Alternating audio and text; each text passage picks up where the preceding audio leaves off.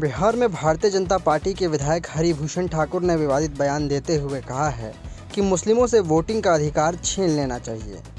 उन्होंने कहा कि मुस्लिमों को 1947 में दूसरा देश मिल चुका है, वहीं पाकिस्तान चले जाएं। ठाकुर ने कहा कि यहाँ रहेंगे तो दूसरे दर्जे के नागरिक बनकर रहना होगा।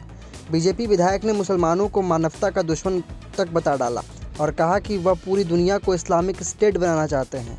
भूषण ने यह बयान बजट सत्र से ठीक एक दिन पहले दिया। ऐसे में विधानसभा में इस पर हंगामा हो सकता है।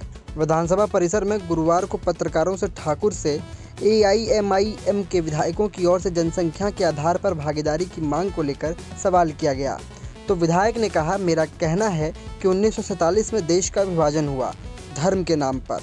उन्हें दूसरा देश मिल गया, दूसरे देश में चले जाएं। अगर यहाँ रह रहे हैं तो मैं सरकार से मांग करता हूँ कि उनकी वोटिंग राइट्स को ख़त्म कर दिया जाए। वह दूसरे स्तर के नागरिक बनकर भारत में रह सकते हैं। ठाकुर ने आगे कहा कि बिल्कुल एजेंडा है। ठाकुर ने आगे कहा कि इनका एजेंडा है, ISI का एजेंडा है, इस्लामिक स्टेट बनाने का एजेंडा है। अफ़गानिस्तान में क्या कर रहा है?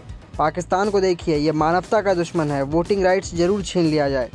वे अल्पसंख्यक नहीं हैं। ये शब्द भारत के संविधान के साथ मजाक है, क्योंकि प्रस्तावना में लिखा है हम भारत के लोग। फिर अल्पसंख्यक कौन, बहुसंख्यक कौन? AIMIM विधायकों की ओर से राष्ट्रगीत के विरोध किए जाने को लेकर उन्होंने कहा, जो नहीं गाएंगे, ये विधानसभा अध्यक्ष के निर्णय को कोई नहीं मानता है तो उसकी सदस्यता को रद्द कर देना चाहिए। राष्ट्रगीत में क्या है?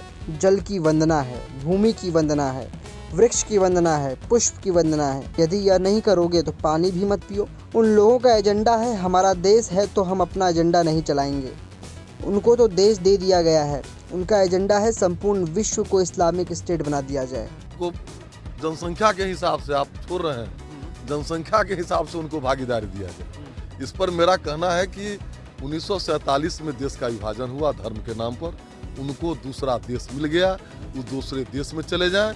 अगर यहाँ रह रहे हैं तो मैं सरकार से मांग करता हूँ कि उनके वोटिंग राइट को समाप्त कर दिया जाए और वो दूसरे स्तर के नागरिक बन के भारत में रह सकते हैं। वो ऐसा क्यों करें? आपको लगता है कि कुछ एजेंडा है? बिल्कुल एजेंडा है। ISI का एजेंडा है, इस्लामिक स्टेट बनाने का एजेंडा है।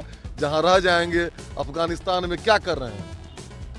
अफगानिस्तान को देखिए, पाकिस्तान को देखिए, ये मानवता के दुश्मन है। लेकिन आप कहें कि आप वोटिंग राइट अब निश्चित वोटिंग राइट जरूर छीन लिया जाए। आपको लगता है कि वो अल्पसंख्यक हैं? जी नहीं, वो अल्पसंख्यक है, ये नहीं है। और अल्पसंख्यक शब्द भारत के संविधान के साथ भी मजाक है। अच्छा, क्योंकि उसके प्रस्तावना में लिखा हुआ है कि हम भारत के लोग। फिर अल्पसंख्यक कौन, बहुसंख्यक कौन? अच्छा, विधानसभा का सत्र भी चलेगा, फिर से वो राष्ट्रगीत का विद्रोह करेंगे, कहें कि राष्ट्रगीत ना गाया जाए।